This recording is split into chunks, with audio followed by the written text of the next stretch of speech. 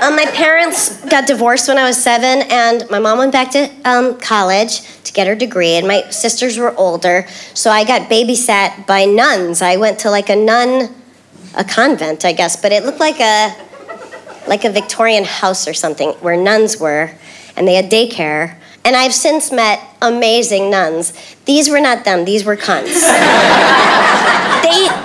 They hit us. It was crazy. I had not been hit before, you know, and I was so scared of them. Like, if we weren't sleeping on our like little mats during nap time, they would hit us. And then like, for lunch, we would go out into the woods, because it's New Hampshire, and they gave us these peanut butter and jelly sandwiches, and we had to eat the whole thing, or they would hit us. And I loved peanut butter and jelly, but this wasn't different. It was peanut butter and jam. And jam is, I hadn't experienced jam before. It's like, it's different. It has like pieces in it. But we had to eat the whole thing, or they would hit us. I was so scared, because I didn't know I could take a punch at that time.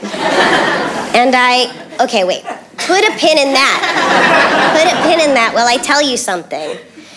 This is human behavior, that we tell ourselves horror stories. Horror stories. Horror. Horror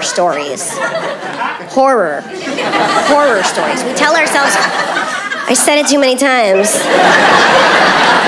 We tell ourselves horror stories. That's just the human condition. Like we go, I have to pass that crack in the road before that car passes me, or I'll die.